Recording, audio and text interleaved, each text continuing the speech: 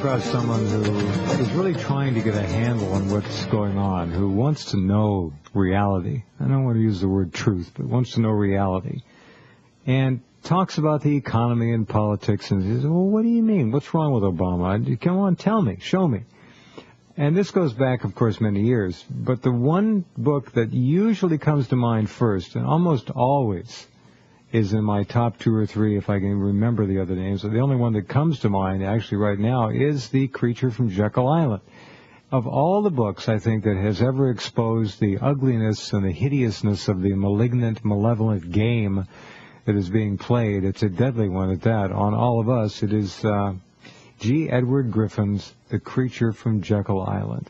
This probably would be the book I would suggest that everyone really must read before they even begin to try to make sense of what's going on.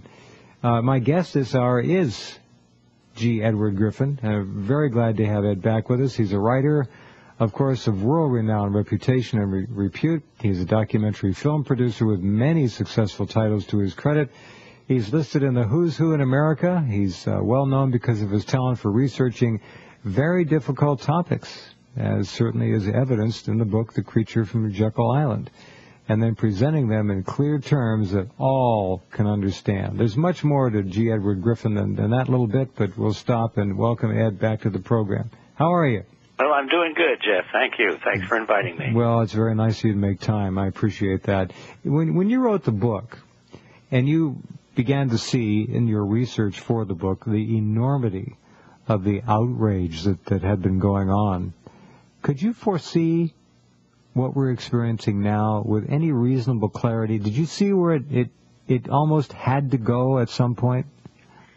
Well, yes, it became more clear as I went along, Jeff. As a matter of fact, if you recall, the second to the last chapter in the book, I believe it was called The Pessimistic Scenario, I just sort of stared off into space and I said to myself, okay, now let's see where everything is headed. If we don't change the direction that we're headed, where is this going to end up? So I patched together an imaginary future, and blow me down if almost everything that's happening today wasn't in that chapter. I blew myself away with how accurate it turned out to be. And here I thought I was just making it up out of thin air. But actually, you don't need to be a rocket scientist to figure out, if you look at a chart and a graph and there's a straight line going from point A to point B, all you have to do is just lay a ruler on it and say, well, if something doesn't change, this is going to continue to be a straight line.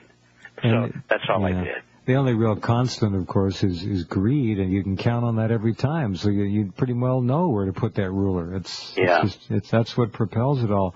Right. Last hour we talked with George Ewer about many things, and he said that he felt that the stock market, others have predicted, it may go down to as low as $1,000, and that would, of course, validate Richard Russell's forecast of gold crossing the Dow at some point.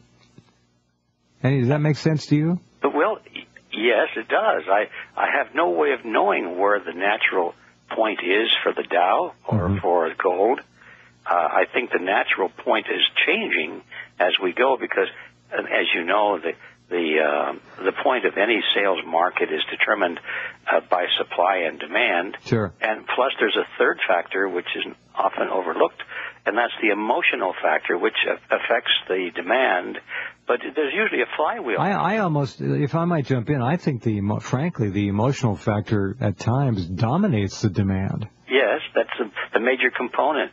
And there's usually a flywheel action. So if the market starts to plunge down, it goes below where it should level off before it starts back up again. And when it's rushing higher and higher, it goes above where it should be. But that's just the way it should be. So I don't know what the natural point is, but I wouldn't be surprised if the Dow doesn't continue to go down at least a couple of thousand more points. Sure, I concur with you.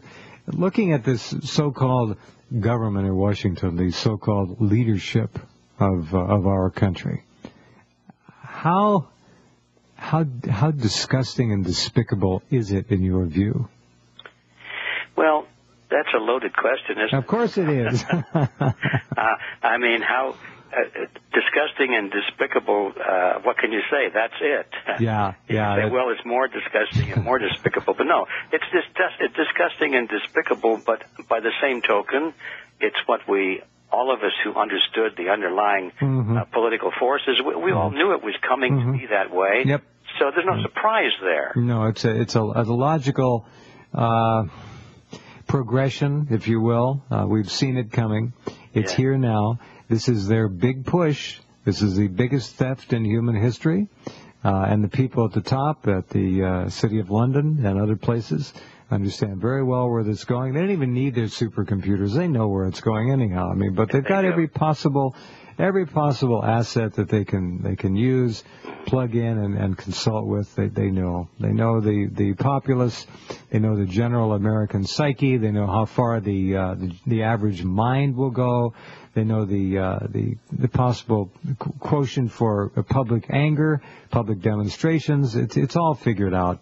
And and to me, that probably is the more disgusting and more despicable aspect of the equation, is that they do rely on a certain ignorance level of the masses, and there's so many people that just applaud their own destruction. They do. It's an engineered ignorance too, and the fact that people do applaud their own destruction. I watched that a couple of times on the internet, the clips of Obama during the alleged campaign.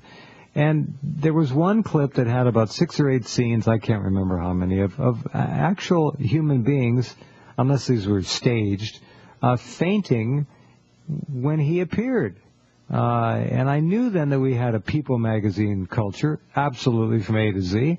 It was finished. This is a rock star election. The man is clearly not eligible to be president, of course. That's another example of the arrogance of the controllers. They don't even care anymore. Yes, well, Jeff, we have a couple of videos, historical documentaries on our website for sale, that one of them deals with the rise of Adolf Hitler, and the other deals with Stalin. I think it's called Stalin, Man of Steel. And the reason we have them there is because, my reason for putting them up there, is because both of them showed in graphic detail from news footage of the time how the masses were so enamored by their persecutors. Here was Joseph Stalin and Adolf Hitler probably responsible for more mass murders of their own people than any foreign enemy could even possibly dream of, and yet the people were lining the streets, waving flags as these guys came down in their cars. The women were crying and fainting, yes, and they were throwing flowers at these guys. And of course, when Stalin died, they lined up in Moscow for miles just to pass by his coffin. Applauding their own butcher. Applauding their own butcher. Yeah.